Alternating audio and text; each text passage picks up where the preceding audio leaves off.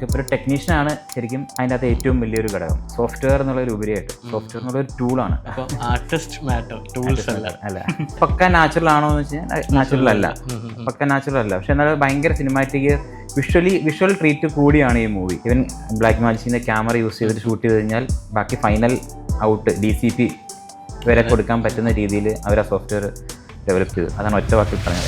Full roto ചെയ്ത് ആണ് means black and white colour ആയിക്കൊണ്ടിരുന്നത്. ഓരോ എലിമെന്റും റോട്ടോ ഓരോ ചെയ്ത് എലിമെന്റും സെപ്പറേറ്റ് കളർ. അതെ. അമിത് സാർ എന്ന് പറയുന്നത് പുള്ളി അവിടുത്തെ കളർസ് മെയിൻ കളേഴ്സ്. പുള്ളിയുടെ ഒപ്പം പുള്ളി കളർ ചെയ്യുമ്പോൾ ഞാൻ ഇരുന്ന് നോക്കാറുണ്ട്. അപ്പം എനിക്ക് ഭയങ്കര ഇൻട്രസ്റ്റിംഗ് ആയിട്ട് തോന്നിയായിരുന്നു ഈ ഒരു ഇത്. കൊച്ചിയിൽ അതിൻ്റെ ഒരു ഓപ്പർച്യൂണിറ്റി ഉണ്ടെന്ന് പറഞ്ഞപ്പോൾ പിന്നെ ഞാൻ ഇങ്ങോട്ട് മൂവ് ചെയ്തേ. ഇവിടെ ഒന്ന് നോക്കി ഇവിടെ സെറ്റാകും, എന്തെങ്കിലും ചെയ്യുവാണെങ്കിൽ ഇവിടെ ചെയ്യാം എന്നുള്ളൊരു പ്ലാനിലാണ്. കേരളം എന്നുള്ള ഒരു ചെറിയൊരു സംസ്ഥാനമായതുകൊണ്ടും ഇതെല്ലാം തിരിച്ചു പിടിക്കേണ്ട ഈ ചെറിയ സംസ്ഥാനത്തിനായതുകൊണ്ടും നമുക്കൊരു പരിധി കൂടുതൽ സിനിമയ്ക്ക് ഇൻവെസ്റ്റ് ചെയ്യാൻ പറ്റാത്തതുകൊണ്ടും മീൻസ് ഓപ്ഷനില്ല, പ്രൊഡക്ഷൻ ആണ് അതിന് ഓപ്ഷനില്ല. കണ്ടിന്യൂസ് ഈ പറഞ്ഞ 3 വീക്ക് 4 വീക്കായിട്ട് ഇവിടെ ആരും ഉറങ്ങിയിട്ടില്ല എന്നുള്ളതാണ്. കണ്ടിന്യൂസ് റണ്ണിങ് ആണ്. 2 മണി വരെ ഒരു മൂവി വർക്ക് ചെയ്യുകയാണെന്നുണ്ടെങ്കിൽ നമ്മളത് നോട്ട് ചെയ്ത് സിനിമാറ്റോഗ്രാഫർ ഉണ്ടെങ്കിൽ സിനിമാറ്റോഗ്രാഫർ സൈൻ മേടിച്ചിട്ടാണ് നമ്മൾ ഇത് ചെയ്യുന്നത്. Hello everyone, welcome to another podcast episode. നമ്മുടെ എബിൻ ഫിലിപ്പ് ഷോയിൽ നമ്മൾ മെയിൻലി ഫിലിം മേക്കിംഗ് ഇൻഡസ്ട്രിയിൽ വർക്ക് ചെയ്യുന്ന ടെക്നീഷ്യൻസും ക്രിയേറ്റീവ് ഇൻഡസ്ട്രിയിൽ വർക്ക് ചെയ്യുന്ന ഒരുപായിട്ടൊരു 1-on-1 ടോക്ക്. ഇന്നത്തെ എപ്പിസോഡിൽ we are very lucky that കഴിഞ്ഞ 2 ഡിക്കേഡായിട്ട് ഫിലിം ഇൻഡസ്ട്രിയിൽ വർക്ക് ചെയ്യുന്ന ഒരു സീനിയർ കളറിസ്റ്റാണ് നമുക്ക് കിട്ടിയേക്കുന്നത്.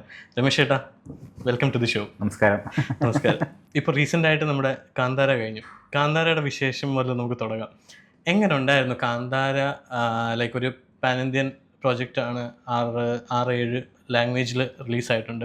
അപ്പോൾ അതിൻ്റെ വിശേഷമായിട്ട് നമുക്ക് തുടങ്ങാം. എങ്ങനെ ഉണ്ടായിരുന്നു അത് compared to our Malayalam industry വർക്കിങ്ങിൽ?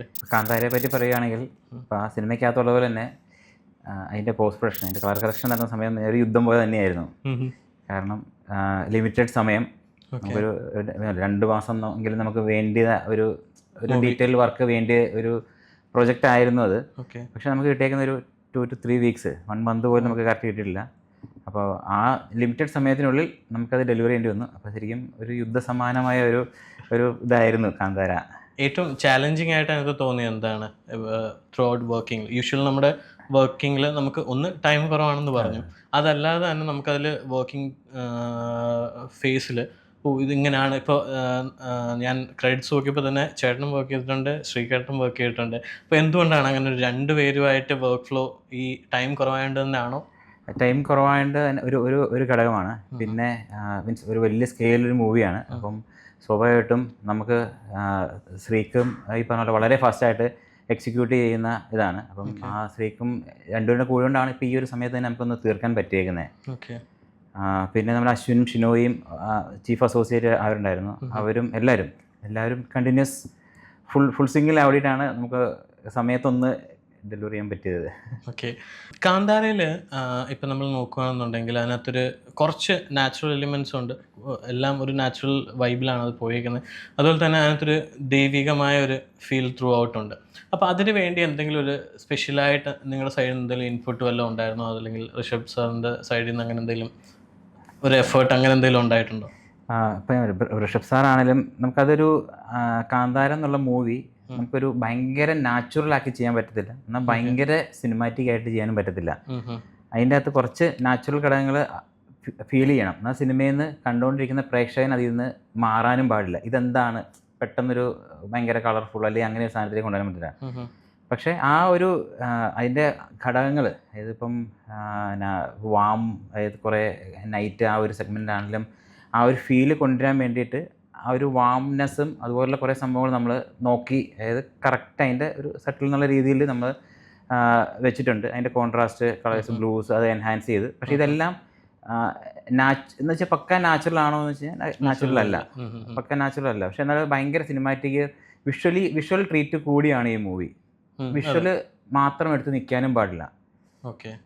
എന്നാൽ വിഷ്വലിനെ നമ്മൾ ഭയങ്കരമായിട്ട് നമ്മൾ ഈ പറഞ്ഞ പോലെ സാച്ചുറേഷൻ കൂടിയ കളേഴ്സ് നമുക്ക് അങ്ങനെ താത്തി ഭയങ്കര നാച്ചുറൽ ആക്കാനും പറ്റില്ല. കാരണം അത് രണ്ടും ഒപ്പത്തിനൊപ്പം നിന്നാലാണ് ആ ഒരു ഇപ്പോൾ ഈ പറഞ്ഞ പോലെ ദൈവികത അത് ആ ഒരു ഹേർട്ടിൽ ടച്ച് ചെയ്യണം എന്നുണ്ടെങ്കിൽ ചില ഇപ്പോൾ കളേഴ്സ്, ഇപ്പം ഋഷഭ് സാറുടെ ആ റെഡ് ഇതൊക്കെ ആണെങ്കിലും എല്ലാം മീൻസ് അതിൻ്റെ ആ ഒരു അത് റീസാറ്റ് ചെയ്ത് അങ്ങനെ ഒരു സാധനം പറ്റില്ല. അതിന് കറക്റ്റ് ഇത് കൊടുത്താൽ മാത്രമാണ് ആ ഒരു പഞ്ച് എല്ലാവർക്കും കിട്ടത്തുള്ളൂ. ക്ലൈമാക്സ് ഫൈറ്റിൽ എൻ്റെ കാര്യമാണ് പറഞ്ഞത്. അതായത് ആ ഒരു റെഡ് ഷർട്ട് അതിൻ്റെ കറക്റ്റ് ആ ഒരു ടോണൊക്കെ നമ്മൾ കറക്റ്റ്, അതായത് ഒരു ഒട്ടും കൂടാതെ എന്നാൽ ആ റെഡിൻ്റെ പ്രസൻസ് അവിടെ കിട്ടുന്ന രീതിയിൽ അങ്ങനെയാണ് അത് ട്രീറ്റ് ചെയ്തേക്കുന്നത്. ഇപ്പം ഫസ്റ്റ്ലി ഞാനൊരു കളറിസ്റ്റ് ആയതുകൊണ്ട് തന്നെ നമ്മുടെ ഈ ദൈവിക ഏരിയ സംഭവങ്ങളുണ്ടല്ലോ, അപ്പോൾ അവിടെ ആ റെഡ്സ് യൂഷ്വലി നമ്മുടെ കയ്യിൽ അങ്ങനത്തെ തെയ്യം പരിപാടികൾ കിട്ടുമ്പോൾ ആ റെഡ്സ് നമ്മുടെ വൈറ്റ് ബാലൻസ് കൂടെ മിക്സ് ആയിട്ട് കുറേ ഇഷ്യൂസ് നമുക്ക് ഫേസ് ചെയ്യാറുണ്ട്.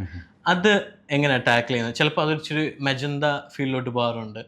അപ്പോൾ അതേ എസെൻസിൽ അത് എങ്ങനെ ബിൽഡ് ചെയ്യാറ്? നോർമലി ഇപ്പം മജന്ത വരണമെന്നുണ്ടെങ്കിൽ ബ്ലൂ ലൈറ്റ്സ് വരുമ്പോഴാണ് റെഡിൻ്റെ അങ്ങനെ ഒരു മജന്ത ഇതിലോട്ട് പോകുന്നത്, ടിൻറ്റിലോട്ട് പോകുന്നത്. നമുക്ക് അവിടെ യൂസ് ചെയ്തിരിക്കുന്ന എല്ലാം വാം, അതായത് തീ അല്ലെങ്കിൽ തീ അങ്ങനെ ഇതാണ്. അപ്പോൾ ഒരു കാരണവശാലും ആ റെഡിൻ്റെ ആ ഒരു ഹ്യൂ നമുക്ക് അതിലേക്ക് പോകാൻ പറ്റത്തില്ല. ആ റെഡിൻ്റെ ഒരു ഓറഞ്ചിഷ് അല്ലെങ്കിൽ റെഡ്, ആ ഒരു റെഡാണ് നമുക്ക് അത് വേണ്ടേ. അല്ലെങ്കിൽ ഈ പറഞ്ഞ പോലെ മാറി നിൽക്കും. ഇപ്പോൾ VFX ഇപ്പോൾ കുറേ ഏരിയയിൽ VFX ചെയ്ത് അഡീഷണൽ തീ ആഡ് ചെയ്തിട്ട് വന്നിട്ടുണ്ട്. അതായത് നമ്മൾ ആ ഇൻ്റർവ്യൂവിൽ കഴിഞ്ഞിട്ടുള്ള ഒരു സീക്വൻസ് ഉണ്ട്, കത്തിക്കുന്ന ഒരു ഏരിയ. അപ്പോൾ ആ ഏരിയയിലൊക്കെ കുറേ VFX ചെയ്ത് വന്നേക്കുന്ന തീ അഡീഷണൽ ഫയർ വന്നിട്ടുണ്ട്. അതല്ലാണ്ട് ഒറിജിനലുള്ള ഫയറും ഉണ്ട്. ഇത് ഈ പറഞ്ഞ ഫയറിൽ കുറച്ച് മജന്ത കയറി. കാരണം നമ്മളിപ്പോൾ ഇവിടുന്ന് ലോഗ് ഫയൽ അല്ലെ അതുപോലെ കൊടുത്ത് കഴിയുമ്പോൾ അവർക്ക് കറക്റ്റ് ഒരു ഇത് കിട്ടത്തില്ല. അപ്പോൾ അവർ തരുന്ന ഫയലിനകത്ത് തീ എന്ന് പറയുമ്പോഴത്തേക്കും ഹൈലൈറ്റ്, അതിൻ്റെ അകത്ത് ഓറഞ്ച്, റെഡ് എല്ലാം കൂടെ വരുമ്പോഴാണ് ആ ഒരു ഇത് വരുന്നത്. പക്ഷേ അതിൻ്റെ അകത്ത് കുറച്ച് മജന്ത കയറിയുണ്ട്. അത് നമ്മൾ അതിൻ്റെ ഹ്യൂ ഷിഫ്റ്റ് ചെയ്ത് നമ്മുടെ നാച്ചുറൽ ഫയറിൻ്റെ ടോണിലോട്ട് മാറ്റിയിട്ടുണ്ട്. കാരണം അത് അല്ലെങ്കിൽ അത് മാറി നിൽക്കും. മജന്ത ഇതിൽ വർക്കാവത്തില്ല. ഓക്കെ, ഞാൻ പലപ്പോഴും നമുക്ക് ഫേസ് ചെയ്യുന്ന ഇഷ്യൂ ആണ്, യൂഷ്വലി നമ്മൾ VFXന് കൊടുക്കുമ്പോൾ നമ്മൾ ബേസ് ഗ്രേഡ് ചെയ്താണ് കൊടുക്കുന്നത്. പക്ഷേ റീസെൻ്റ്ലി കുറച്ച് ടീംസ് നമ്മുടെ അടുത്ത് പറഞ്ഞാൽ ബേസ് ഗ്രേഡിൻ്റെ ആവശ്യമില്ല, ഡയറക്റ്റ്ലി ലോഗിൽ തന്നെ വർക്ക് ചെയ്താൽ മതിയെന്ന്. ഇവിടുത്തെ എങ്ങനെയാണ് പ്രോസസ്സ്? യൂഷ്വലി നമ്മൾ സെയിം, അതായത് നമുക്ക് നേരത്തെ കുറച്ച് ക്യാമറാസ് ഉണ്ടായിരുന്നു. നമ്മൾ ഷൂട്ട് ചെയ്ത് കഴിയുമ്പോഴത്തേക്കും അതിൻ്റെ ലട്ടിട്ടാലാണ് അല്ലെങ്കിൽ ആ ഒരു നമ്മൾ നോർമൽ റെക്കിൽ കാണുന്ന ഒരു ഫീല് കിട്ടുന്നത്. പക്ഷെ ഇപ്പോൾ ഉള്ള ഫൂട്ടേജുകളെല്ലാം, അതായത് ഇപ്പോൾ അലക്സ ആണെങ്കിലും റെഡ് ആണെങ്കിലും അതിൻ്റെ നമുക്ക് ലട്ട് അല്ലെങ്കിൽ ഡിസ്പ്ലേ ലട്ടിട്ട് VFXR വർക്ക് ചെയ്യാൻ പറ്റും. നമ്മളത് ഗ്രേഡ് ചെയ്ത്, എൻ്റെ ഒരു ഇതാണ് ഞാൻ പറയുന്നത്, ഞാനിവിടെ ചെയ്യുന്ന ഒരു ഇതാണ്, നമ്മളത് ഗ്രേഡ് ചെയ്ത് ലീനിയർ ആക്കി കൊടുത്തു കഴിയുമ്പോഴത്തേക്കും ബ്ലാക്സും എല്ലാം ഒരു ലോക്കാവും. നമ്മൾ അലക്സയുടെ ലോഗ് ഫയൽ കൊടുത്തു കഴിഞ്ഞാൽ അവർക്കത് ഡിസ്പ്ലേ ലട്ടിട്ട് അവർ വർക്ക് ചെയ്യും. അവർ തിരിച്ച് ലോഗ് ഫയലായിട്ട് തന്നെ നമുക്ക് തിരിച്ചു തരും. അപ്പം നമുക്കൊരു ഹാൻഡിൽ ലെങ്ത് ഉണ്ട്, നമുക്ക് ആ ബ്ലാക്സും ഹൈലൈറ്റും എല്ലാം ഇതുണ്ട്. നമ്മൾ ഇവിടുന്ന് കൊടുക്കുന്ന എല്ലാം ലോഗ് ഫയലായിട്ട് തന്നെയാണ്. അത് ബേസ് ഗ്രേഡ് എന്നുള്ള ഒരു പ്രോസസ്സ് ഇല്ല. അത് പഴയ ഒരു പറയുന്ന ഒരു സിസ്റ്റമാണത്, ബേസ് ഗ്രേഡ് ചെയ്ത് കൊടുക്കുക എന്നുള്ളത്. ചില കേസുകളിൽ, അതായത് ഇപ്പോൾ ഡേ ഫോർ നൈറ്റ് സീക്വൻസ് വരും. ഡേ ഫോർ നൈറ്റ് സീക്വൻസ് വരുന്നത് മാത്രം ഇപ്പോൾ ഡേ ആയിരിക്കും വിഷ്വലി ഷൂട്ട് ചെയ്തേക്കുന്നത്, അത് നൈറ്റ് ആക്കണമായിരിക്കും. അപ്പം അതിൻ്റെ അകത്ത് ബ്രൈറ്റർ ആയിരിക്കും വിഷ്വൽ ഇരിക്കുന്നത്. അപ്പോൾ നമ്മൾ VFX നിന്ന് 2 വേർഷൻ കൊടുക്കും. ഈ പറഞ്ഞ പോലെ ഗ്രേഡ് ചെയ്ത് നമ്മൾ ഡീപ്പ് ചെയ്ത് ഡാർക്കർ ആയിട്ടുള്ള ഒരു വേർഷൻ കൊടുക്കും, ബ്രൈറ്റർ ആയിട്ടുള്ള വേർഷൻ കൊടുക്കും ഈ ഡേ ഫോർ നൈറ്റ് സീക്വൻസിന് മാത്രം. അപ്പോൾ ഈ പറഞ്ഞ ഇടയ്ക്ക് ഈ പ്രാക്ടിക്കൽ ലൈറ്റ്സ് ഒക്കെ വരുന്നുണ്ടല്ലോ. ഇപ്പോൾ വീടിൻ്റെ എക്സ്റ്റീരിയർ ആണെന്നുണ്ടെങ്കിൽ വീടിൻ്റെ ഫ്രണ്ടിൽ ഒരു ലൈറ്റ് വരും, അത് അത് മാത്രം മാസ്ക് ചെയ്യും. പിന്നെ നമ്മൾ ഡേ സീക്വൻസ് നമ്മൾ ഡേ ആയിട്ട് തന്നെ ഇത് ഒരു വേർഷൻ കൊടുക്കുന്നുണ്ട്, നല്ല ബ്രൈറ്റർ ഒരു വാമർ വേർഷനായിട്ട് നമ്മൾ കൊടുക്കും. അപ്പോൾ ഈ വിൻഡോ ഒക്കെ ഇവർക്ക് ഈ ബ്രൈറ്റർ വേർഷനിൽ നിന്ന് എടുത്തിട്ട് വെച്ച് കഴിഞ്ഞാൽ മീൻസ് വിൻഡോയ്ക്ക് ഉള്ളിൽ നിന്ന് ലൈറ്റ് ഉള്ള ഫീല് അങ്ങനെ വരും. അപ്പോൾ ആ 2 രീതിയിൽ നമ്മൾ അങ്ങനെയുള്ളതിനാണ് കൂടുതലും ഗ്രേഡ് ചെയ്തിട്ട് VFXന് കൊടുക്കണേ. അപ്പോൾ ഈ ഗ്രീൻ സ്ക്രീൻ എലിമെന്റ് ഒക്കെ വരുമ്പോൾ അപ്പോഴും ലോഗായിട്ട് തന്നെയാണ് കൊടുക്കുന്നത്. ഗ്രീൻ സ്ക്രീനിൽ നമ്മൾ RGB വാല്യൂസ് എന്തെങ്കിലും ചേഞ്ച് ചെയ്തിട്ടുണ്ടെങ്കിൽ ആ ഗ്രീൻ്റെ വാല്യൂം അതനുസരിച്ച് ചേഞ്ച് ആവും. അപ്പോൾ അവർക്ക് സെലക്ഷനിലും അവരുടെ ഇതിലും ബുദ്ധിമുട്ടുണ്ടാവും, അവർക്ക് സെലക്ഷൻ ബുദ്ധിമുട്ടുണ്ടാവും. അപ്പോൾ അത് നമ്മൾ ആ സിറ്റീസ് തന്നെയാണ് കൊടുക്കുന്നത്. ഓക്കെ, യൂഷ്വലി നമ്മുടെ അടുത്ത് വരുന്നത് VFX ടീംസ് എല്ലാം ബേസ് ചെയ്തിട്ട് തരണം എന്നാണ് പറയാറ്. പക്ഷേ എല്ലാവരും അങ്ങനെയല്ല, നമ്മളിപ്പോൾ എല്ലാം കൊടുക്കുന്നത് അങ്ങനെയാണ്. ഇപ്പം അവർക്ക് ലോഗ് ഫയലായിട്ടാണ് കൊടുക്കുന്നത്. ഇപ്പോൾ റെഡിൻ്റെ ആണെങ്കിലും റെഡിൻ്റെ ലോഗ് ഫയലായിട്ട് കൊടുക്കും, ആര്യ ആണെങ്കിലും അങ്ങനെ ലോഗ് ഫയലായിട്ടാണ്. മീൻസ് എന്ത് ഇൻപുട്ടാണ് കൊടുക്കണമെന്ന് അവരുടെ അടുത്ത് ഒന്ന് കമ്മ്യൂണിക്കേറ്റ് ചെയ്യാൻ മാത്രം മതിയാവും. ഇന്നതാണ് ACS ഫോർമാറ്റാണ് ACS, അല്ലെങ്കിൽ ലോഗ് ആണെങ്കിൽ ലോഗ്, അത് അങ്ങനെ ഒന്ന് കമ്മ്യൂണിക്കേറ്റ് ചെയ്താൽ മതിയാവും. അവരതനുസരിച്ച് അതിനെ ട്രീറ്റ് ചെയ്യും. നമ്മൾ ഒത്തിരി ടെക്നിക്കലായി പോയി, ഇനി നമുക്ക് തിരിച്ചു വരാം. ചേട്ടാ, എങ്ങനെയാണ് തുടക്കം ഇതിൻ്റെ? ലൈക്ക് 10-20 വർഷമായി എന്ന് തുടങ്ങി, ആൻഡ് ആ ജേർണി ഒന്ന് പറയാം, എങ്ങനെയാണ് കളർ ഗ്രേഡിങ്ങിലോട്ട് എത്തിയത്? ഞാൻ യൂഷ്വലി എല്ലാവരും പറയുന്ന പോലെ ഒരു MCA കഴിഞ്ഞു. വീട്ടുകാർ MCA പഠിക്കണം എന്നുള്ളതാണ്. അതിനുശേഷം ആനിമേഷൻ്റെ ഒരു കോഴ്സിന് പോയി, 3D മായ അതുപോലുള്ള സോഫ്റ്റ്വെയറിലൊക്കെയാണ് പഠിച്ചിരുന്നത്. അപ്പം അതിൻ്റെ ജോലിക്ക് എന്നുള്ളതിലേക്ക് എനിക്ക് മുംബൈയിൽ എത്തിയപ്പോഴത്തേക്ക് എനിക്ക് കിട്ടിയതൊരു ക്യൂലാം എന്നുള്ള ഫിലിം സ്റ്റുഡിയോയിലാണ് കിട്ടിയിരുന്നത്. അപ്പോൾ അവിടെ വെച്ച് ആനിമേഷൻ്റെ വർക്കുകൾ അവിടെ കുറവായിരുന്നു. അവിടെ ആണ് ഫസ്റ്റ് ഞാൻ ഈ ഒരു DI അല്ലെങ്കിൽ ഒരു കളർ കറക്ഷൻ എന്നുള്ളൊരു സ്റ്റുഡിയോ ഫസ്റ്റ് ടൈം ഞാൻ കാണുന്നത്. 2007-2008 ആ സമയത്താണ്. ആ സമയത്ത് പക്ഷേ എനിക്ക് ഇങ്ങനെ ഒരു പ്രോത്സാഹനം തന്നില്ല. അപ്പോൾ ഒരു ഡാർക്ക് റൂമിൽ കയറിയിരിക്കുന്നു, അപ്പോൾ അവിടെ ഒരാൾ ഇരിക്കുന്നു, അയാൾ എന്തൊക്കെയോ ചെയ്യുന്നു. അപ്പം എൻ്റെ അടുത്ത് അവിടുത്തെ അമിത് സാറുണ്ട്, പുള്ളിയാണ് അവിടുത്തെ ഓണർ. പുള്ളി എൻ്റെ അടുത്ത് പറയുന്നു അവിടെ ഇരുന്ന് പഠിക്കണം, എന്താണെന്ന് നോക്കി പഠിക്കണം എന്ന് പറയുന്നു. അപ്പം ഞാൻ ആലോചിച്ചു, ഞാൻ ആനിമേഷൻ പഠിച്ചു വന്നതാണ്, ഇവർ എൻ്റെ ഇതിനെ ചേഞ്ച് ചെയ്യാൻ പോവാണ്, ഇവർ വേറെ ഏതോ എനിക്ക് തന്നെ മനസ്സിലാകുന്നില്ല, പുള്ളി അവിടെ എന്താ ചെയ്യുന്നതെന്ന് എനിക്ക് മനസ്സിലാകുന്നില്ല. അപ്പം അവിടെ എന്നോട് അവിടെ പോയി ഇരിക്കാൻ പോകുന്നു, അതെന്താണെന്ന് പഠിക്കാൻ പോകുന്നത്. അപ്പം ഞാൻ തന്നെ ആലോചിച്ചു ഇതെൻ്റെ ഡൈവേർഷനായി പോവാണോ എന്ന്. അത് കഴിഞ്ഞിട്ട് പിന്നീട് എനിക്ക് മനസ്സിലായി ഈ കളർ കറക്ഷൻ എന്ന് പറയുന്ന സംഭവം. ഞാൻ അമിത് സാർ എന്ന് പറയുന്നത് പുള്ളി അവിടുത്തെ കളറിസ്റ്റ്, മെയിൻ കളറിസ്റ്റ്. പുള്ളിയുടെ ഒപ്പം പുള്ളി കളർ ചെയ്യുമ്പോൾ ഞാൻ ഇരുന്ന് നോക്കാറുണ്ട്. അപ്പം എനിക്ക് ഭയങ്കര ഇൻട്രസ്റ്റിംഗ് ആയിട്ട് തോന്നിയായിരുന്നു ഈ ഒരു ഇത്. പിന്നീട് ഞാനത് ഫസ്റ്റ് കൺഫോമിങ്, ഏറ്റവും ഇതിൻ്റെ ഫസ്റ്റ് സ്റ്റെപ്പ് എന്ന് പറഞ്ഞാൽ കൺഫോമിങ് പഠിക്കുന്നത്. ബേസ് ലൈറ്റ് ആയിരുന്നു അന്ന്.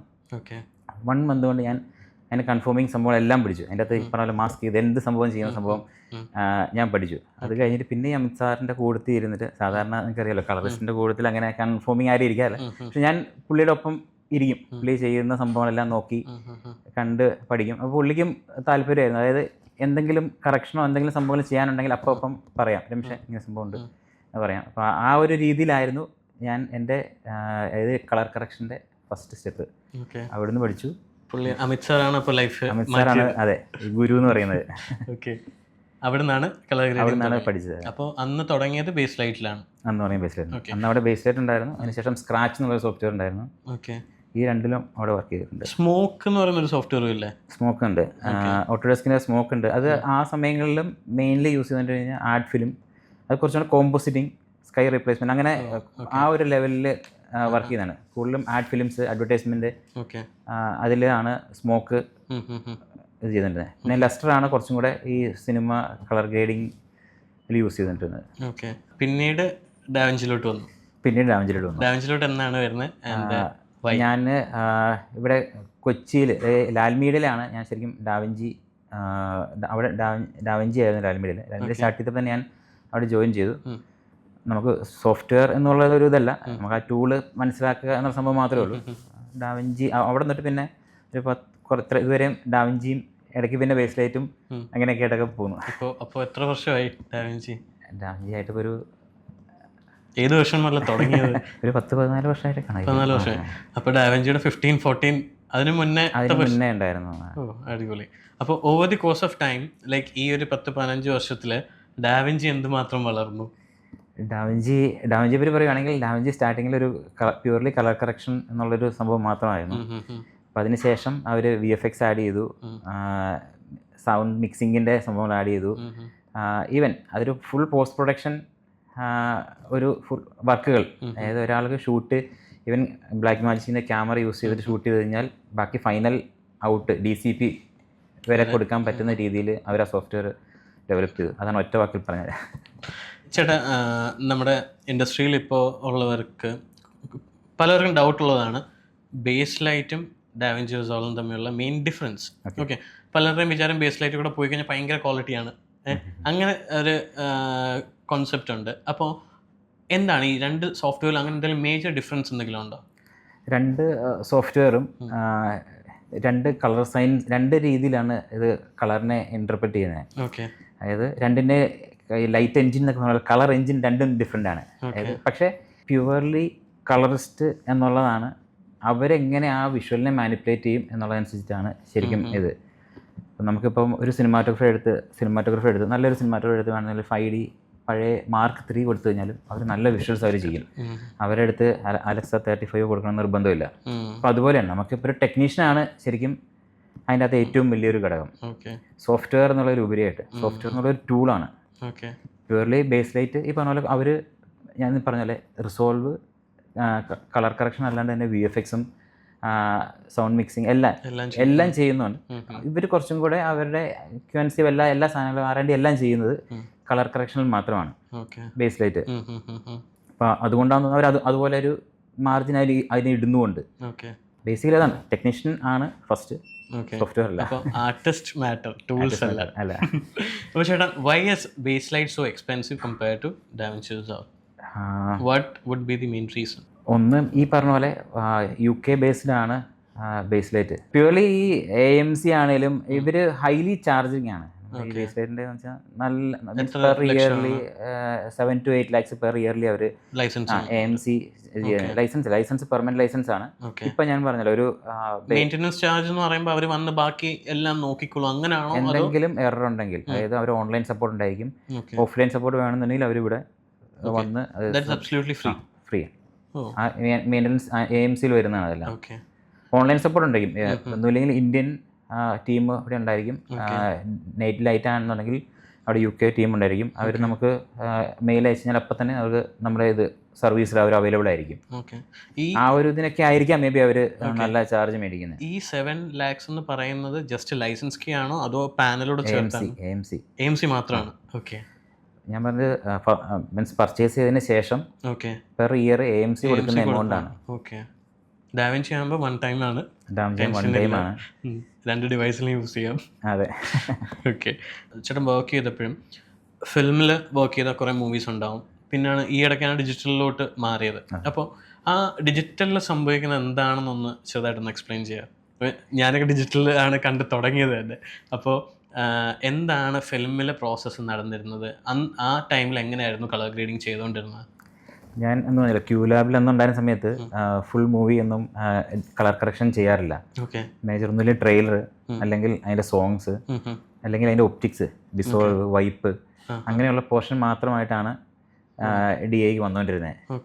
ഫുൾ ഫിലിം വരുന്നുണ്ടായിരുന്നു. അതുപോലെ ബഡ്ജറ്റ് കൂടിയ മൂവീസ് മാത്രമായിരുന്നു ആ സമയത്ത് വന്നുകൊണ്ടിരുന്നത്. അതും QLab എന്ന് വെച്ചാൽ റീജിയണൽ ലാംഗ്വേജസ് ഒക്കെ ചെയ്യുന്നതാണ്. അതായത് മറാഠി, ഹിന്ദി, നേപ്പാളി, അങ്ങനെ അവിടെ കുറേ ഏരിയാസിലുള്ള മൂവീസൊക്കെ വരുന്ന സ്ഥലമായിരുന്നു QLab. ഫുൾ മൂവി വളരെ കുറവായിരുന്നു, വളരെ റെയർ ആയിരുന്നു. ആ സമയത്ത് എന്ന് വെച്ചാൽ നമ്മൾ ഫിലിമിൽ ഷൂട്ട് ചെയ്ത് സെയിം പ്രോസസ് തന്നെ, അതായത് അത് DI ചെയ്യുന്ന സമയത്ത് ഫിലിമിൽ ഷൂട്ട് ചെയ്യും. അതിന് ശേഷം അതിൻ്റെ നെഗറ്റീവ് സ്കാനർ വെച്ചിട്ട് 2K സ്കാനിങ് ആണ് ചെയ്തുകൊണ്ടിരുന്നത്. സിനിയോൺ എന്നുള്ളൊരു ഫോർമാറ്റിൽ, നമ്മൾ JPEG എന്നൊക്കെ പറഞ്ഞാൽ DPX, സിനിയോൺ സിനിയോൺ എന്നുള്ള ഫോർമാറ്റിൽ അന്ന് സ്കാൻ ചെയ്തു. 2K സ്കാൻ ചെയ്തിട്ട് നേരെ നമ്മൾ ബേസ് ലൈറ്റിലായിരുന്നു യൂസ് ചെയ്യുന്നത്. ബേസ് ലൈറ്റ് നമ്മൾ കൺഫേം ചെയ്യും, മാനുവൽ കൺഫേം ചെയ്യും, റെഫറൻസ് ആയിട്ട് കൺഫേം ചെയ്യും, ഗ്രേഡ്, കളർ കറക്ഷൻ നമ്മൾ സാധാരണ ഇപ്പോൾ ചെയ്തുകൊണ്ട് തന്നെ കളർ കറക്ഷൻ ചെയ്യും. അതിന് ശേഷം ഫൈനൽ DPX അല്ലെങ്കിൽ സിനിയോൺ എക്സ്പോർട്ട് ചെയ്തിട്ട് വീണ്ടും റിവേഴ്സ് ടെൽസീനി എന്നൊരു പ്രോസസ് ഉണ്ട്. അതായത് വീണ്ടും റിവേഴ്സ് ടെൽസീനി, അതായത് RT reverse telecine through negative print എടുക്കും. ഈ നെഗറ്റീവ് പ്രിൻ്റ് പിന്നെ പോസിറ്റീവ് പ്രിൻ്റ് എടുത്തിട്ടാണ് നമ്മൾ ഇവിടെ തിയേറ്ററുകളിൽ അന്ന് സിനിമ ഇത് റീൽ എത്തിച്ചുകൊണ്ടിരുന്നത്. അന്ന് നമ്മൾ ഈ ചെയ്യുന്ന അത്രയും പ്രോസസ്സിങ് ആയിട്ട് നടക്കുമായിരുന്നു അന്ന്. ഇപ്പം ഞാനീ പറഞ്ഞത് DAയുടെ ആണ്. ഈ DA വരുന്നതിന് തൊട്ട് മുന്നേ നടന്നു. അതായത് നമ്മൾ കളർ കറക്ഷൻ ഫുൾ മൂവി ചെയ്യത്തില്ല എന്ന് പറഞ്ഞു. ആ സമയത്തും കളർ കറക്ഷൻ എന്നുള്ള സാധനം അനലൈസർ എന്ന് പറഞ്ഞാൽ വേറൊരു ഡിപ്പാർട്ട്മെൻറ്റ് ഉണ്ടായിരുന്നു. അതായത് മൂവി എല്ലാം അനലൈസർ അല്ലെങ്കിൽ അതുപോലെ കളർ കറക്ഷൻ ചെയ്തിട്ടായിരുന്നു നമ്മുടെ തിയേറ്ററിലൊക്കെ എത്തിക്കൊണ്ടിരുന്നത്. അതെന്ന് വെച്ചാൽ നമുക്ക് അതിൻ്റെ RGB വാല്യൂസ് നമുക്ക് അഡ്ജസ്റ്റ് ചെയ്യാൻ പറ്റും. പിന്നെ ബ്രൈറ്റ്നസ് ലെവല് ഇത്രയും നമുക്ക് കറക്റ്റ് ചെയ്യാൻ പറ്റും. ഇപ്പോഴത്തെ പോലെ മാസ്കിങ്ങോ അതുപോലെ ഒന്നും പറ്റത്തില്ല. ഒരു അനലൈസറിൽ ഈ ഓരോ ഷോട്ടിന് RGB +2 +3 അങ്ങനെ വാല്യൂസ് അഡ്ജസ്റ്റ് ചെയ്യും. അത് ഒരു ഫ്ലോപ്പിക്കകത്താക്കി നേരെ പോസിറ്റീവ് പ്രിൻ്റ് എടുക്കുന്ന അവിടെ ലോഡ് ചെയ്യും. എന്നിട്ട് നെഗറ്റീവ് പ്ലസ് ഈ വാല്യൂസ് ഒരു പോസിറ്റീവ് പ്രിൻ്റ് എടുക്കും. എന്നിട്ട് അവിടുത്തെ തിയേറ്ററിൽ ഇവർ കണ്ടു നോക്കിയിട്ട് വീണ്ടും മാർക്ക് ചെയ്യും ഏതൊക്കെ പോയിൻ്റാണ് വീണ്ടും ചെയ്യേണ്ടത്. അപ്പോൾ ആ പ്രോസസ്സിലൂടെയാണ് അവരൊരു കളർ കറക്ഷൻ ഫൈനൽ ചെയ്യുന്നത്. അങ്ങനെ ഫൈനൽ ചെയ്തിട്ടാണ്, അതാണ് അന്നത്തെ colour correction process. Tedious process ആയിരുന്നു. അപ്പോൾ അവിടുന്ന് പിന്നെ തിരിച്ച് ഈ ഡിജിറ്റൽ വന്നതിന് ശേഷം പിന്നെ നമുക്ക് ഈ പറഞ്ഞ പോലെ റിവേഴ്സ് ടെൽസീനി ആവശ്യമില്ല. നമ്മൾ നേരെ ഈ കണ്ടന്റ് പിന്നെ നമ്മൾ നേരെ ഇവർക്ക് ക്യൂബ്, യൂഫ് പോലുള്ള പ്രൊവൈഡേഴ്സ് ഉണ്ട്, അവർക്ക് കൊടുത്തു. DCP ഫോർമാറ്റിൽ അവർ നേരെ തിയേറ്ററിലേക്ക് കൊടുത്ത്, അതാണ് രണ്ടും തമ്മിലുള്ള പ്രോസസ്സ്. ഇപ്പം ഫുൾ ഡിജിറ്റലാണ്. അന്നേരം ഫുൾ ഫിലിമും ക്യാൻസ് എല്ലാം കൊണ്ടുപോയി തിയേറ്ററിൽ എത്തിക്കുക. ചേട്ടാ, അപ്പോൾ അതുപോലെ ഫിലിമിൽ വർക്ക് ചെയ്ത ഫസ്റ്റ് പ്രോജക്റ്റ് ഏതാണ്? ആൻഡ് ഏറ്റവും ഇഷ്ടപ്പെട്ട് വർക്ക് ചെയ്ത പ്രോജക്റ്റ് ഏതാണ്? ഫിലിമിൽ ഞാൻ മുംബൈയിൽ വർക്ക് ചെയ്യുന്ന സമയത്ത് അമിത് ഷെട്ടി പുള്ളിയായിരുന്നു നമ്മുടെ അവിടുത്തെ സീനിയർ കളറിസ്റ്റ്. നമ്മളൊക്കെ അന്നേരം ശരിക്കും പഠിച്ചുകൊണ്ടിരിക്കുക. നമ്മളങ്ങനെ ഫുള്ളായിട്ട് അങ്ങനെ ഒരു ഇതല്ല, നമ്മൾ പുള്ളി അസിസ്റ്റ് ചെയ്യുക എന്ന സംഭവം മാത്രമാണ് അവിടെ ചെയ്തുകൊണ്ടിരുന്നത്. മേജർ ഹിന്ദി മൂവീസ് കുറച്ചുണ്ടായിരുന്നു. പിന്നെ QLabന്റെ ട്രഡീഷണലി അന്ന് തൊട്ടേ ചെയ്തുകൊണ്ടിരിക്കുന്ന ഒരു black and white movie to colour എന്നുള്ളൊരു പ്രോസസ്സ് ഒരു ഹക്കീക്ക് എന്നുള്ളൊരു മൂവി ഉണ്ടായിരുന്നു. ആ പ്രോസസ്സ് അത് DA ആയിട്ട് ബന്ധപ്പെട്ടല്ല, പക്ഷേ അങ്ങനെ ഒരു പ്രോസസ്സും അവിടെ ആ സ്റ്റുഡിയോയിൽ നടക്കുന്നുണ്ടായിരുന്നു. അപ്പോൾ അതിൻ്റെയും ഒരു കളർ കറക്ഷൻ്റെ സംഭവം ഇവിടെ നമ്മൾ പോയിട്ടുണ്ട്. ഫുൾ റോട്ടോ ചെയ്ത് ആണ് means black and white to colour ആയിക്കൊണ്ടിരുന്നത്. ഓരോ എലിമെന്റും ഫുൾ കണ്ണാണെങ്കിൽ കണ്ണ് ഫുൾ റോട്ടോ ചെയ്യും, അങ്ങനെ ഹെയർ സെപ്പറേറ്റ് ചെയ്യും. ആ ഒരു പ്രോസസ്സിലൂടെയാണ് ആ ഒരു പ്രോസസ്സ് അവിടെ നടക്കുന്നുണ്ടായിരുന്നു. അങ്ങനെയായിരുന്നു പണ്ട് കളർ ചെയ്തുകൊണ്ടിരുന്നത്, ബ്ലാക്ക് ആൻഡ് വൈറ്റ് ടു ഇത് ഇല്ല. ഫസ്റ്റ് അന്ന് ബ്ലാക്ക് ആൻഡ് വൈറ്റിൽ ഷൂട്ട് ചെയ്തേക്കുന്നത് പിന്നീട് റിലീസ് ചെയ്യാൻ വേണ്ടിയിട്ടും അതിന് വേണ്ടിയിട്ട് ആണ് ഈ കളർ ചെയ്തുകൊണ്ടിരുന്നത്. കളറിന്റെ ബാക്കി നെഗറ്റീവ് ഇതൊക്കെ വന്നതിന് പോസിറ്റീവ്സ് ഒക്കെ വന്നതിന് ശേഷം പിന്നെ എളുപ്പമായി പിന്നെ കളറിൽ തന്നെയാണ് അതിന് മുന്നേ ഉള്ള കാര്യത്തിന്റെ കാര്യമാണ്. ഓക്കെ. അപ്പോൾ ചേട്ടൻ ഇവിടെ ലാൽ മീഡിയ വന്നപ്പോൾ അവിടെ ഫിലിമാണോ ഡിജിറ്റൽ ആയിരുന്നു? ആ സമയത്ത് ഡിജിറ്റലായിരുന്നു. Okay. And how's your working experience working in Mumbai and compared to Kerala? And why did you plan to stay here? അവിടെ മുംബൈയിൽ നിന്ന് യൂഷ്വലി ഇവിടെ നിന്ന് എല്ലാവരും ചെയ്തിട്ട് മുംബൈയിലോട്ട് പോകാറ്. ചേട്ടൻ തിരിച്ചാണ്. ഞാനെന്ന് വെച്ചാൽ ഞാൻ പറയാം, സ്റ്റാർട്ടിങ്ങിൽ നമുക്ക് മീൻസ് നമ്മുടെ നാട് എന്നുള്ളൊരു സംഭവമുണ്ട്. നമുക്ക് ഇവിടെ വന്ന് എന്തെങ്കിലും ചെയ്യുവാണെങ്കിൽ നമുക്ക് ഇവിടെ ചെയ്യണം എന്നുള്ളൊരു ആഗ്രഹം ഉണ്ട്. നമുക്കിപ്പോൾ ഈ പറഞ്ഞ ഫിനാൻഷ്യൽ സൈഡ് നോക്കുകയാണെന്നുണ്ടെങ്കിൽ നമുക്കിപ്പോൾ കളർ കളക്ഷൻ വിദേശത്തൊക്കെ പോയി ചെയ്യുകയാണെങ്കിൽ ഇതിൻ്റെ 4 ഇരട്ടിയും കിട്ടും. ഈ പറഞ്ഞ പോലെ രാത്രിക്ക് 3 മണിക്കൊന്നും പോകണ്ട, സുഖമായിട്ട് 2-3 ദിവസം ലീവൊക്കെ കിട്ടും. അതാണ്. പക്ഷേ നമുക്ക് ഇവിടെ മുംബൈയിലാണെങ്കിലും നമുക്ക് ആ ഒരു സോഫ്റ്റ്വെയർ അതിൻ്റെ പറ്റി ഒരു ഇത് കിട്ടിക്കഴിഞ്ഞ് കൊച്ചിയിൽ അതിൻ്റെ ഒരു ഓപ്പർച്യൂണിറ്റി ഉണ്ടെന്ന് പറഞ്ഞപ്പോൾ പിന്നെ ഞാൻ ഇങ്ങോട്ട് മൂവ് ചെയ്തേ. നമ്മൾ ഇവിടെ ഒന്ന് നോക്കി ഇവിടെ സെറ്റാകും, എന്തെങ്കിലും ചെയ്യുവാണെങ്കിൽ നമ്മൾ ഇവിടെ ചെയ്യാം എന്നുള്ളൊരു പ്ലാനിലാണ്. ടാസ്ക് എന്ന് വെച്ചാൽ മീൻസ് മലയാളം ഇൻഡസ്ട്രി എന്ന് പറയുമ്പോഴത്തേക്കും അറിയാമല്ലോ നമുക്ക് കുറച്ച് ലിമിറ്റഡ് ആണ്. അപ്പം നമുക്ക് ഈ പറഞ്ഞ ഒരു സീൻ തുടങ്ങുന്നത് ഡേയിൽ തുടങ്ങിയാലും ചിലപ്പോൾ ഒരു വൈകുന്നേരം 5 മണി 6 മണി 7 മണി വരെ ചിലപ്പോൾ അത് ഷൂട്ട് ചെയ്യുന്നിരിക്കും. അപ്പോൾ അത് പക്ഷേ മീൻസ് അങ്ങനെ മലയാളത്തിന് കുറ്റമല്ല, പക്ഷെ എന്നാലും നമുക്ക് മാച്ച് ചെയ്തേ പറ്റുള്ളൂ ഇതുപോലുള്ള കാര്യങ്ങളൊക്കെ. ലിമിറ്റഡ് റിസോഴ്സിലാണ് നമ്മൾ വർക്ക് ചെയ്യുന്നത്. ഹിന്ദി മൂവീസൊക്കെ ആകുമ്പോൾ അങ്ങനെ ഇത് വരുന്നില്ല. ഒരു ഈ പറഞ്ഞ പോലെ രാവിലെ അല്ലെങ്കിൽ ഒരു ഉച്ച കഴിയുമ്പോഴത്തേക്കാണ് ഒരു ലൈറ്റ് ചേഞ്ച്, അടുത്ത ദിവസം ആ സെയിം ഷൂട്ട്, അങ്ങനെയൊക്കെ അവിടെ ബഡ്ജറ്റ് ഉണ്ട്. അന്നത്തെ കാര്യം ഇവിടെ പറഞ്ഞത്. അപ്പോൾ അതാണ് തമ്മിലുള്ള ഒരു മെയിൻ വ്യത്യാസം. ഫുട്ടേജ് നമുക്ക് ഒന്നാമത് കേരളം എന്നുള്ള ഒരു ചെറിയൊരു സംസ്ഥാനമായതുകൊണ്ടും ഇതെല്ലാം തിരിച്ചു പിടിക്കേണ്ട ഈ ചെറിയ സംസ്ഥാനത്തിനായതുകൊണ്ടും നമുക്കൊരു പരിധി കൂടുതൽ സിനിമയ്ക്ക് ഇൻവെസ്റ്റ് ചെയ്യാൻ പറ്റാത്തതുകൊണ്ടും മീൻസ് ഓപ്ഷനില്ല, പ്രൊഡക്ഷനാണ് അതിന് ഓപ്ഷനില്ല. ഈ ഒരു ഇത്ര ദിവസം കൊണ്ട് ഇപ്പോൾ 80 ദിവസം കൊണ്ട് ചെയ്യേണ്ടതാണെന്നുണ്ടെങ്കിൽ അത് മാക്സിമം 60 ദിവസത്തിൽ എങ്ങനെ തീർക്കാൻ പറ്റും എന്നുള്ളതാണ് നോക്കുന്നത്. കാരണം ആ പ്രൊഡക്ഷൻ കോസ്റ്റ് കുറയ്ക്കാൻ വേണ്ടിയിട്ട് നോക്കുന്നതാണ്. ഇതെല്ലാം നമുക്ക് കളർ കറക്ഷനെ അതുപോലെ ആണ് ബാധിക്കുന്നത്. ലൈറ്റ് സിനിമാറ്റോഗ്രാഫർ ആണെങ്കിലും ലൈറ്റ് ചേഞ്ച് അത് നോക്കാൻ പറ്റത്തില്ല, എടുത്തേ പറ്റുള്ളൂ. അവ എടുക്കും. പിന്നെ നമ്മളിവിടെ വന്നിട്ട് പോസ്റ്റിൽ പിടിക്കുന്നു. ഓക്കെ. ചേട്ടാ, ഈ പറഞ്ഞ പോലെ തന്നെ ഫിനാൻഷ്യൽ പരിപാടി പ്രൊഡക്ഷനിൽ എന്തായാലും കുറവാണ്, പക്ഷേ പോസ്റ്റ് പ്രൊഡക്ഷനിലോട്ട് വരുമ്പോൾ കുറച്ചധികം ചവിട്ടുന്നതായിട്ട് തോന്നാറുണ്ടോ? പോസ്റ്റ് പ്രൊഡക്ഷനിൽ അധികം ചോട്ട് എന്താ സംഭവിച്ചാൽ അത് പറയുവാണെങ്കിൽ കുറച്ചുകൂടി വരണം. എന്ന് വെച്ചാൽ ഒന്ന് ഞാൻ ബഡ്ജറ്റ് കുറവാണ് കേരള, നമുക്ക് ബഡ്ജറ്റ് കുറവാണ്. അപ്പോൾ ആ ഒരു ബഡ്ജറ്റ് നമുക്ക് അണ്ടർസ്റ്റുഡ് ആണ്, ഇന്ന ബഡ്ജറ്റ് നമുക്ക് തന്നെ ഉള്ളൂ. അപ്പം അതിൽ വർക്ക് ചെയ്യുക. പക്ഷേ എന്നെ സംബന്ധിച്ച് നമുക്ക് സിനിമാറ്റോഗ്രാഫർ അല്ലെങ്കിൽ ഒരു വിഷ്വലി നന്നായിരിക്കണം എന്നുള്ളതാണ് എല്ലാവരുടെയും ആഗ്രഹം. ഡയറക്ടറുടെ ആണെങ്കിലും സിനിമാറ്റോഗ്രാഫി ആണെങ്കിലും പ്രൊഡക്ഷൻ്റെ ആണെങ്കിലും ആഗ്രഹം ഇതാണ്. അപ്പോൾ സിനിമാറ്റോഗ്രാഫർ ഈ 80 ദിവസത്തെ സാധനം മാക്സിമം ഇവർ ഒരു 5 ദിവസം അല്ലെങ്കിൽ 10 ദിവസങ്ങളിൽ ഇവർ മാക്സിമം നേരത്തെ തീർക്കാൻ നോക്കും. 80 ദിവസത്തെ 70 ദിവസം കൊണ്ട് തീർക്കും. അപ്പോൾ ശരി 10 ദിവസത്തെ ഒരു ദിവസം ഒരു 5 lakhs വെച്ചിട്ട് കൂട്ടിക്കഴിഞ്ഞാലും നല്ല ഒരു എമൗണ്ട് വരുന്നുണ്ടല്ലോ. പക്ഷേ ഈ കളർ കറക്ഷൻ്റെ അല്ലെങ്കിൽ ഇതുപോലെ പോസ്റ്റ് പ്രൊഡക്ഷൻ്റെ സംഭവം VFXനും ഒക്കെ ആണെങ്കിലും ഒരു കുറച്ചും കൂടെ, അതായത് ചിലപ്പോൾ ഒരു 50,000 ചിലപ്പോൾ 1 lakh ആയിരിക്കും. ആ ഒരു എമൗണ്ട് വരെയും അവർ ഈ പറഞ്ഞ പോലെ ചവിട്ടാൻ നോക്കും. എന്നുവെച്ചാൽ നമ്മൾ പല സ്ഥലത്തും ഇവർ കോംപ്രമൈസ് ചെയ്തിട്ട് ബാക്കി DAയിൽ അല്ലെങ്കിൽ കളർ കറക്ഷൻ ചെയ്യുന്ന സമയത്ത് അത് അഡ്ജസ്റ്റ് ചെയ്യാം. ഇപ്പോൾ ഇതുപോലെ വരുമ്പോൾ ലൈറ്റ് മാക്സിമം നമ്മൾ എന്തായാലും ഇത് കട്ട് ചെയ്യാൻ വേണ്ടി അവർക്ക് ഒരു 15 മിനിറ്റ് എടുക്കുമായിരിക്കും. പക്ഷെ അത് വേണ്ട, അത് നമുക്കത് പോസ്റ്റിൽ ചെയ്യാന്ന് വെച്ചാൽ അവരത് പോകും. പക്ഷെ നമുക്ക് കളർ കറക്ഷൻ വന്നു കഴിയുമ്പോഴും നമുക്ക് ഇതുപോലെ നമുക്കും ഒരു സമയം വേണം.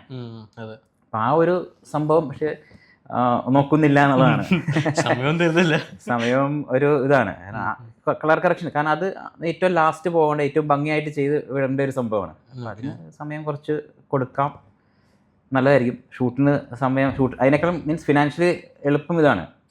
ആ സിനിമ മാക്സിമം പെട്ടെന്ന് തീർത്ത് കഴിയുമ്പോഴത്തേക്കും അവർക്ക് പ്രൊഡക്ഷൻ വൈസ് കോസ്റ്റ് കുറച്ച് ലാഭമുണ്ട്. പക്ഷേ കളർ കറക്ഷൻ അല്ലെങ്കിൽ പോസ്റ്റ് പ്രൊഡക്ഷൻ VFX അതുപോലെ സമയത്ത് കുറച്ചൊന്ന് ഇൻവെസ്റ്റ് ചെയ്ത് കഴിഞ്ഞാലും വിഷ്വലി ഫൈനൽ സാധനം എങ്ങനെ ഇരിക്കണം എന്നുള്ളതാണല്ലോ. ഓക്കെ രമേശ് ചേട്ടാ, ഞാൻ പുറത്ത് അല്ലെങ്കിൽ മുംബൈ അല്ലെങ്കിൽ പുറത്തുള്ള കളറിസ്റ്റ് എടുത്ത് സംസാരിക്കുമ്പോൾ അവർ യൂഷ്വലി ചാർജ് ചെയ്യുന്ന പെർ അവർ വെച്ചിട്ടാണ്.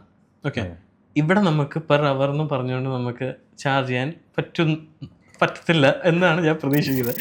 സോ എങ്ങനെയാണ് ആ പെർ അവർ ചാർജ് എങ്ങനെയായിരിക്കും ഉണ്ടാവുക? ഇവിടെ അങ്ങനെയാണോ? എങ്ങനെയാണ്? നമുക്ക് ഇവിടെ നോർമലി ഒരു മൂവി ചെയ്യുമ്പോഴത്തേക്കും മൂവി ആണെങ്കിലും ഒരു അവർലി ബേസ്ഡ് ആണ്. നമ്മൾ ഒരു സിനിമയ്ക്കാണെങ്കിലും നമ്മളൊരു 100 hours അല്ലെങ്കിൽ അങ്ങനെ ഒരു ഇത് വെച്ചിട്ടായിരിക്കും. അപ്പോൾ അത് കൂടുതലും ഇപ്പോൾ സിനിമാറ്റോഗ്രാഫേഴ്സ് ഇപ്പം 777 ചാർലി എന്നുള്ളൊരു മൂവി ചെയ്തു. അപ്പോൾ അവർ എൻ്റെ അടുത്ത് സ്റ്റാർട്ടിങ്ങിൽ തന്നെ പറഞ്ഞു നമുക്ക് 500 hours നമുക്ക് പാക്കേജ് വേണം എന്ന് പറഞ്ഞു. അപ്പോൾ ആ മീൻസ് ഇവർക്ക് ധാരണയുണ്ട്. ഇപ്പോൾ ചിലവർക്ക് ഇപ്പം അങ്ങനെ പറയാറുണ്ട്, സിനിമാറ്റോഗ്രാഫേഴ്സ് അറിയാൻ പറ്റും, കാരണം ഇവർ കളർ കറക്ഷൻ പോയി ഇരുന്നിട്ട് എക്സ്പീരിയൻസ് ഉണ്ട്. ചിലവർ പറയും എനിക്ക് 200 hours വേണം, ചിലവർ 100 hours എനിക്ക് ഓക്കെയാണ്. അപ്പോൾ അങ്ങനെ ആ ഒരു ഇത് പറയും, കാരണം അതിൻ്റെ വർക്കിൻ്റെ ഇത് കൂടുന്നതനുസരിച്ച് മീൻസ് ഈ ആർ കാൽക്കുലേറ്റ് ചെയ്യുന്ന ഫ്രം കളറിസ്റ്റ് എൻഡ് ആണോ അതോ കൺഫോമിസ്റ്റ് എൻഡോട്ട് തുടങ്ങിയ ഔട്ട് എടുക്കുന്ന കളറിസ്റ്റ് ഇല്ല, കൺഫോമിങ്ങിൻ്റെ അത് ഇതിൽ വരുന്നില്ല, കളറിങ്ങിൻ്റെ വർക്കിംഗ് അവേഴ്സ് ആണ് വരുന്നത്. ഓക്കെ, അപ്പോൾ ഒരു കളറിസ്റ്റ് ഇരിക്കുമ്പോൾ മോർണിംഗ് തൊട്ട് നിങ്ങൾ ടൈം കാൽക്കുലേറ്റ് ചെയ്ത് വെക്കുക ഓരോ പ്രൊജക്റ്റിൻ്റെയും? ഓരോ പ്രൊജക്റ്റിൻ്റെയും നമുക്ക് ഇപ്പോൾ ഈ കളർ പ്ലാന്റ് വെച്ച് നോക്കുകയാണെന്നുണ്ടെങ്കിൽ, അല്ലെങ്കിൽ ഞാൻ മുന്നേ ഇവിടെ ആണെങ്കിലും ക്യൂലാബിലാണെങ്കിലും ലാൽമിയുടെ ആണെങ്കിലും നമുക്കൊരു വർക്ക് ഷീറ്റ് ഉണ്ടാവും. ഓക്കെ, അപ്പോൾ നമ്മളിപ്പോൾ ഇന്ന് രാവിലെ 10 മണി തൊട്ട് 2 മണി വരെ ഒരു മൂവി വർക്ക് ചെയ്യുകയാണെന്നുണ്ടെങ്കിൽ നമ്മളത് നോട്ട് ചെയ്ത് സിനിമാറ്റോഗ്രാഫർ ഉണ്ടെങ്കിൽ സിനിമാറ്റോഗ്രാഫർ സൈൻ മേടിച്ചിട്ടാണ് നമ്മൾ ഇത് ചെയ്യുന്നത്. ഓ ഓക്കെ. അപ്പോൾ നമുക്ക് വേണമെങ്കിൽ ഒരു പ്രോജക്റ്റ് ഒരു ദിവസം കൊണ്ട് തീർക്കാം, വേണമെങ്കിൽ ഒരു മാസം കൊണ്ട് തീർക്കാം. സോ അതെങ്ങനെയാണ്? എനിക്ക് ഒരു ദിവസം കൊണ്ട് തീർക്കാൻ അല്ല, ഞാൻ കമ്പാരിറ്റീവ്ലി ഒരു ആഡ് അല്ലെങ്കിൽ ഒരു ഷോർട്ട് ഫിലിം. ഓക്കെ, അപ്പോൾ അതിനെ എങ്ങനെ ഇപ്പോൾ നിങ്ങളുടെ പ്രോസസ്സ് എങ്ങനെയാണ്? അപ്പോൾ കളറിസ്റ്റ് തന്നെയാണോ ബേസ് ഗ്രേഡും ചെയ്യുന്നത്, ഫൈനൽ കളറും ചെയ്യുന്നത്, അതോ കളറിസ്റ്റ് ഫൈനൽ ടോണിങ്ങിൽ മാത്രമാണോ ഇരിക്കുന്നത്? അത് ഡിപ്പെൻസ് ആണ്.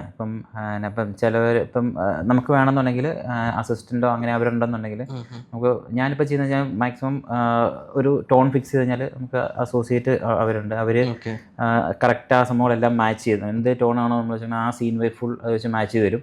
പിന്നെ ഞാൻ ഇരുന്നിട്ട് ഫൈനലിൽ ഇരുന്നിട്ട് മീൻസ് കറക്ഷൻ ചെയ്ത് ഫൈൻ ട്യൂൺ ചെയ്ത് ലോക്ക് ചെയ്യുകയാണ് ഞാൻ ഫോളോ ചെയ്യുന്നത്. അതാകുമ്പോൾ എനിക്ക് ബാക്കി ഒത്തിരി കാര്യങ്ങളിലോട്ട് പോകേണ്ട കാര്യമില്ല. എനിക്കൊരു ഈവൻ ആയിട്ടൊരു സംഭവം എനിക്ക് കിട്ടും, ടൈം ലൈൻ ഒരു ഈവൻ ആയിട്ടുള്ളത് കാര്യം കിട്ടും. പിന്നെ അതിൽ മാക്സിമം ഫൈൻ ട്യൂൺ ചെയ്ത് ലോക്ക് ചെയ്യുക, ആ ഒരു സിസ്റ്റമാണ് ഞാൻ ഫോളോ ചെയ്യുന്നത്. എന്നുവെച്ചാൽ ഡിപ്പെൻസ് ആണ്, പലരും ചിലർ മൊത്തം തന്നെ ചെയ്യുന്നവരുണ്ട്, അത് ഡിപ്പെൻസ് ആണ്.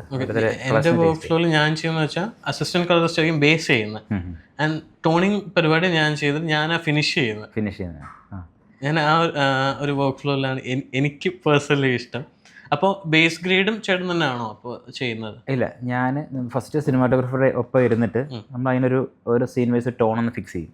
ഓക്കെ, ആ ടോൺ ഫിക്സ് ചെയ്തിട്ട് പിന്നെ ബേസ് ഗ്രേഡ് എന്നുള്ള ഒരു പ്രോസസ് ഇല്ല, പിന്നെ ആ ടോണിലേക്ക് ആ സീൻ മൊത്തം മാച്ച് ചെയ്യാം, അങ്ങനെ ഒരു പരിപാടി അല്ലേ? അപ്പോൾ എന്താണോ വേണ്ടത് അപ്പോൾ അത് തന്നെയാണ് വരുന്നത്. വേറൊരു ബേസ് ഗ്രേഡ് ചെയ്തിട്ട് പിന്നെ അതിൻ്റെ പുറത്ത് വേറൊരു ഗ്രേഡ് ചെയ്യേണ്ട ആവശ്യം വരുന്നില്ല. നമുക്ക് അതായത് ഇതായിരിക്കുമോ വേണ്ടതെന്ന് വെച്ചിട്ട് വേറൊരു സാധനം ചെയ്തിട്ട് പിന്നെ സിനിമാറ്റോഗ്രാഫിൻ്റെ അങ്ങനെ ഒരു സിസ്റ്റം ഞാൻ അങ്ങനെയല്ല ഞാൻ ഫോളോ ചെയ്യുന്നത്.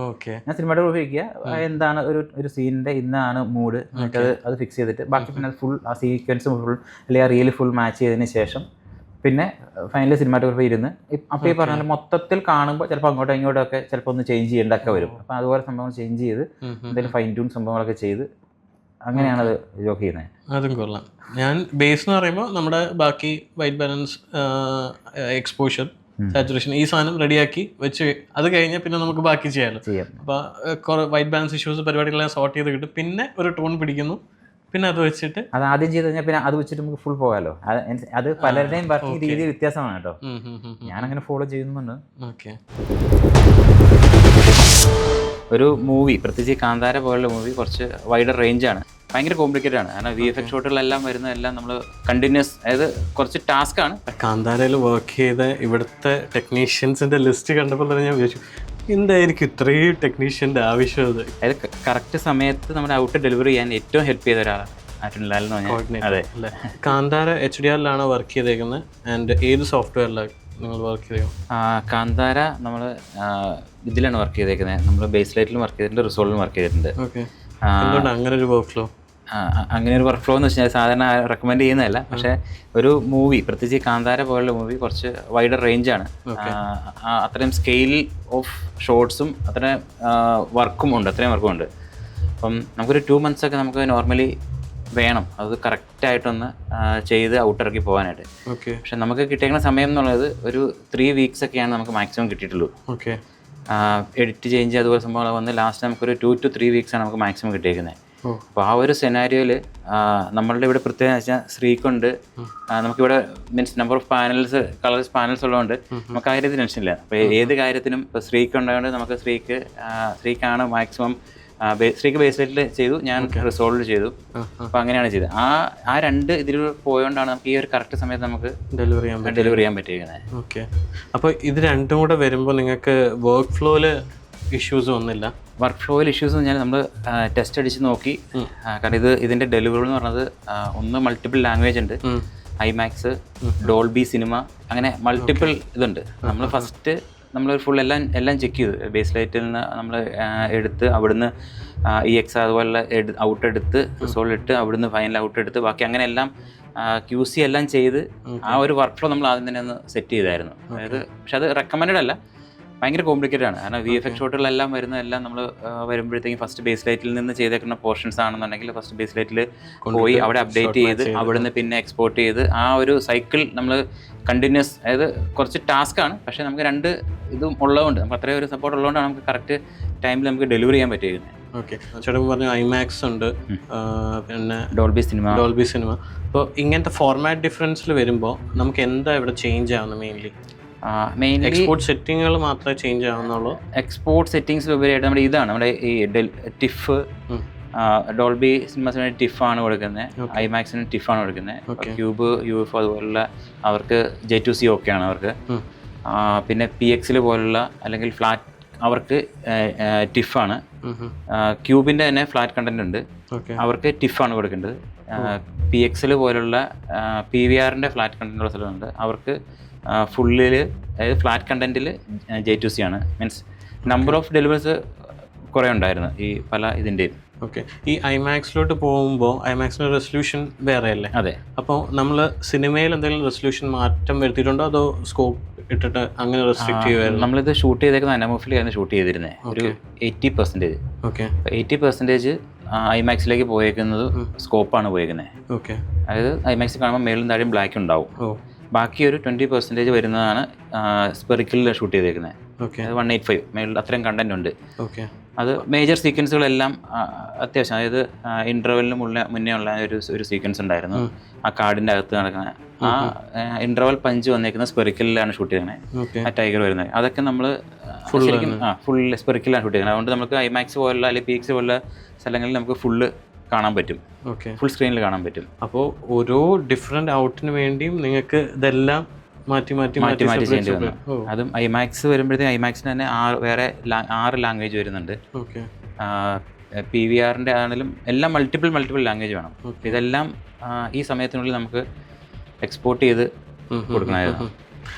കാന്താരയിൽ വർക്ക് ചെയ്ത ഇവിടുത്തെ ടെക്നീഷ്യൻസിൻ്റെ ലിസ്റ്റ് കണ്ടപ്പോൾ തന്നെ ഞാൻ വിചാരിച്ചു, എന്തായിരിക്കും ഇത്രയും ടെക്നീഷ്യൻ്റെ ആവശ്യം? ഇപ്പോഴേ മനസ്സിലായി, ഇത്രയും ലാംഗ്വേജ്, ഇത്രയും മൾട്ടിപ്പിൾ ഫോർമാറ്റ്സ് വരുമ്പോൾ ഇത് കംപ്ലീറ്റ്ലി വർക്ക് ചെയ്യാനുള്ളൊരു വർക്ക് ഫോഴ്സ് ആയല്ലേ? അതെ. മാത്രമല്ല ഇപ്പം ഇവരെല്ലാം ശ്രീക്കുണ്ടായിരുന്നു, ഞാനുണ്ടായിരുന്നു, പിന്നെ അശ്വിൻ, ഷിനോയ്, ഇവരെല്ലാം മീൻസ് എല്ലാവരും ഒരു ടീം വർക്കാണ്. ആ ഒരു ടീം വർക്കാണ്. കാരണം കണ്ടിന്യൂസ് ഈ പറഞ്ഞ 3 week 4 week ആയിട്ട് ഇവിടെ ആരും ഉറങ്ങിയിട്ടില്ല എന്നുള്ളതാണ്. കണ്ടിന്യൂസ് റണ്ണിങ് ആണ്. കൺഫോമിലുള്ള എല്ലാ കൊളീഗും എല്ലാവരും ഈ പറഞ്ഞ പോലെ കണ്ടിന്യൂസ് വർക്ക് ചെയ്തിട്ടാണ് നമുക്ക് ആ ഒരു സമയത്ത് നമുക്കിത് ഔട്ട് കൊടുക്കാൻ പറ്റുക. ഒരു സിനിമയുടെ ഇപ്പം ഷൂട്ട് തുറക്കുമ്പോൾ തന്നെ അതിൻ്റെ ഒരു റിലീസ് ഡേറ്റ് ഫിക്സ് ചെയ്തിട്ടുണ്ടാവും. അപ്പം ഷൂട്ട് നീണ്ടു പോയി കഴിഞ്ഞാലും ആ റിലീസ് ഡേറ്റ് മാറത്തില്ല. ബാക്കി എല്ലാ ഡിപ്പാർട്ട്മെൻറ്റും സമയമെടുക്കും. പക്ഷെ ലാസ്റ്റ് ആയിരിക്കും നമ്മുടെ കളർ കറക്ഷൻ അതുപോലെ സൗണ്ട് മിക്സിങ്ങും എല്ലാം വരും. കാരണം എല്ലാവർക്കും റീല് ലോക്കായി കഴിയുമ്പോഴാണ് അവർക്ക് മീൻസ് നമുക്കാണെങ്കിലും അറിയാമല്ലോ, അതായത് നമുക്കൊരു ട്രാക്കിങ് അതുപോലെ എന്തെങ്കിലും ചെയ്ത് നമുക്ക് ചിലപ്പോൾ ട്രേസ് ചെയ്യുമ്പോൾ എക്സാക്റ്റ് കിട്ടണം നിർബന്ധമില്ല. നമ്മളൊരു ഫൈനൽ റീലിൽ വർക്ക് ചെയ്യുന്നതും അല്ലാണ്ട് എഡിറ്റ് ചേഞ്ച് വരുമ്പോഴും നമുക്ക് അതുപോലെ ടാസ്ക് വരുന്നുണ്ട്. ഈ ചിലപ്പോൾ ട്രാക്കിങ് വർക്ക് ചെയ്യുന്നില്ല, വീണ്ടും ഫുൾ നമ്മൾ പോയി ചെക്ക് ചെയ്യണം. ഈ മാസ്ക് അല്ലെങ്കിൽ നമ്മൾ ഈ കൊടുത്തേക്കുന്ന ആനിമേഷൻ പോയിന്റുകളെല്ലാം കറക്റ്റായിട്ട് തന്നെ ഉണ്ടോ.